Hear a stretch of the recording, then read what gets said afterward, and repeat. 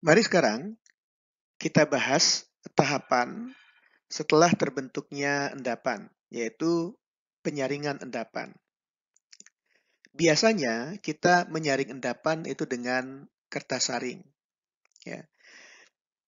Kertas saring pada analisis gravimetri itu biasanya diklasifikasikan berdasarkan beberapa kriteria, yaitu laju, ukuran pori, dan kandungan abu.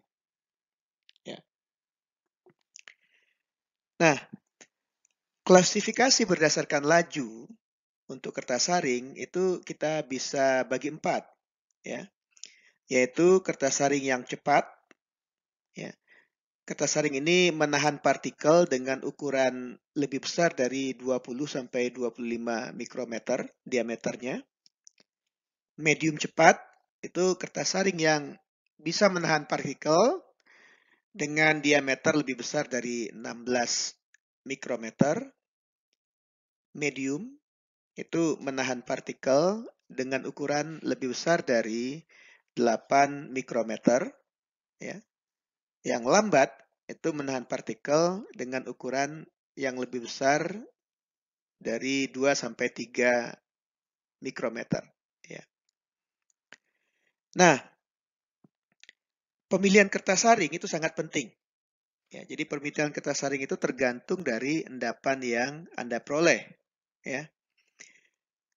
Kalau kertas saringnya terlalu cepat, maka ada kemungkinan banyak endapan yang lolos, yang ukurannya kecil.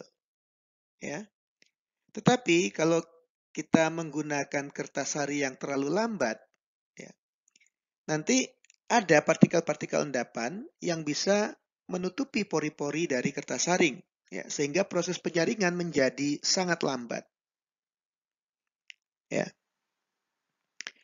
Nah, karena kertas saring menyerap air, maka kita tidak bisa menimbang kertas saring sebelum dan sudah penyaringan.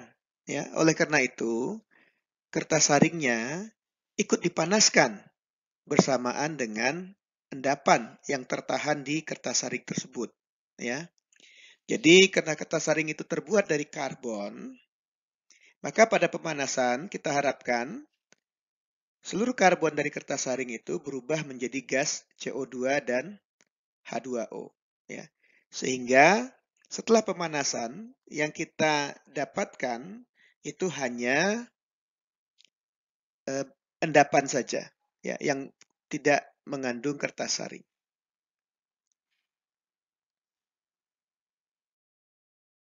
Umumnya ada 2 cara untuk menyaring endapan. Ya. Yang pertama adalah menggunakan corong pemisah. Ya. Seperti ini. Ya.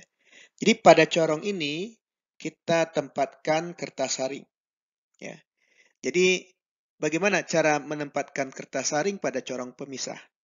Ya. Jadi kertas saring itu biasanya berbentuk lingkaran seperti ini. Ya. Jadi pertama kertas saringnya Anda lipat 2, lalu setelah Anda lipat 2, Anda lipat sekali lagi sehingga mendapatkan bentuk seperti ini. Ya. Nah, di sini akan ada 4 lapis, lalu Anda buka satu lapis, ya, ujungnya Anda robek sedikit, ya, sehingga ada robekan di ujung. Lalu Anda masukkan kertas saring ini ke dalam corong pemisah. Ya. Anda atur sedemikian rupa sehingga seluruh permukaan kertas saring itu menempel pada dinding corong pemisah ini. Ya. Lalu Anda tuangkan sedikit air untuk membasahi kertas saring ini. Ya. Jadi air tersebut, ya, diharapkan berfungsi sebagai perekat antara kertas saring dengan dinding corong pemisah ini. Ya.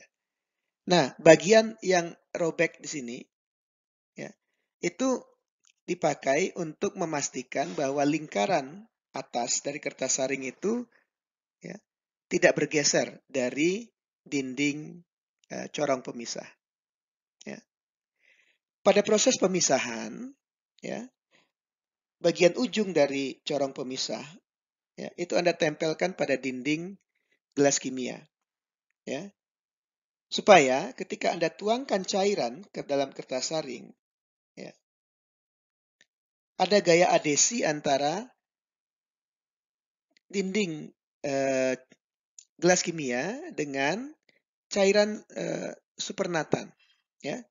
Jadi Anda pastikan bagian ujung dari corong pemisah ini penuh dengan eh, cairan supernatan, ya, supaya proses pemisahannya menjadi cepat karena ada gaya yang menarik supernatan ke bawah, yaitu gaya adesi. Ya. Pada proses pemisahan, ya, pertama Anda tuangkan dulu supernatannya, ya, sampai habis. Ya. Setelah itu, endapan yang tersisa itu Anda pindahkan ke corong pemisah dengan menyemprotkan air dari botol semprot. Ya. Dengan demikian, Anda akan mencegah terjadinya penyumbatan pada pori kertas saring dan proses penyaringan akan menjadi lebih cepat.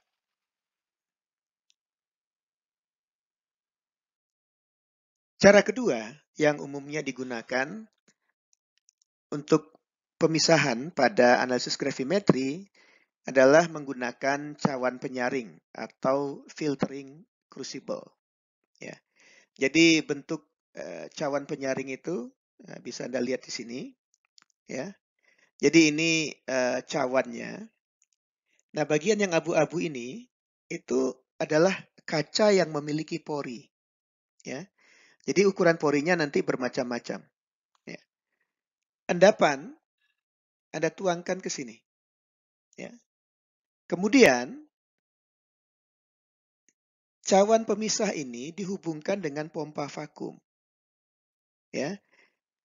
Jadi dengan adanya pompa vakum, udara di sini itu akan divakumkan yang mengakibatkan cairan supernatan itu tertarik ke dalam wadah penampungnya.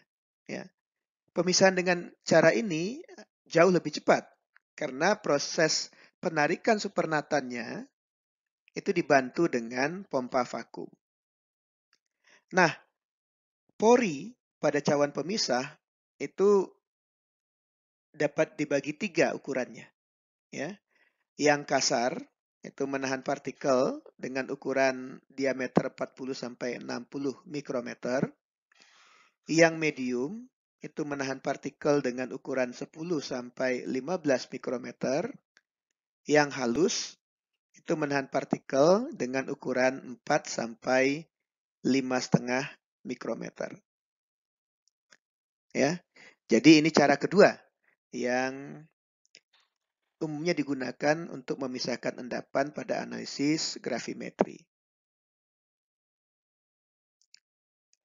Sebelum dipanaskan, endapan yang kita peroleh itu harus dicuci dulu. Ya. Mengapa?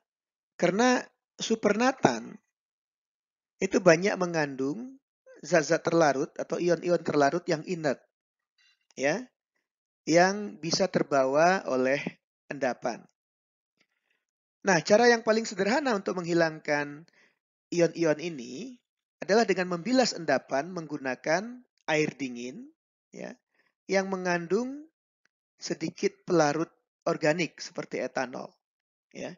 Jadi kalau Anda menambahkan pelarut organik, ya, kepolaran dari cairan pencuci itu menjadi turun, sehingga akan mengurangi kemungkinan endapan yang Anda peroleh itu larut kembali. Ya. Nah, jika endapan yang Anda dapat itu bersifat asam atau basa, maka Anda harus mengatur pH larutan pembilas. Ya. Jadi endapan yang mengandung ion-ion yang bersifat basa sebaiknya dibilas dengan larutan pembilas yang sedikit basa, ya, supaya endapannya tidak larut kembali. Ya. Nah, jika jika ukuran partikel endapan itu bergantung pada proses koagulasi, ya. Maka larutan pembilas harus mengandung ion-ion inert yang mudah menguap untuk mencegah endapan kemudian pecah lagi menjadi berukuran lebih kecil. Ya, proses itu disebut dengan peptisasi. Ya, jadi kalau endapan yang besar kemudian berubah menjadi lebih kecil itu namanya peptisasi. Ya, jadi ingat kita menambahkan ion-ion inert itu untuk mempertipis lapisan absorpsi sekunder. Ya, itu akan menyebabkan mudahnya terjadi peptisasi. Tetapi ya, ion-ion pada lapisan sekunder itu tidak boleh kita timbang. Ya. Oleh karena itu, kita harus menggunakan ion-ion inert ya, yang mudah menguap, ya, sehingga dapat dihilangkan pada proses pemanasan. Nah, untuk meminimalkan kehilangan endapan, ya, proses pembilasan itu dilakukan dengan menambahkan larutan pembilas itu sedikit demi sedikit, ya, tidak langsung dituangkan saja begitu. Oke, ya. Jadi tahap terakhir sebelum pemanasan kita harus mencuci endapannya dan kita harus mengusahakan pada proses pencucian endapan itu kita tidak kehilangan endapan akibat proses pelarutan kembali.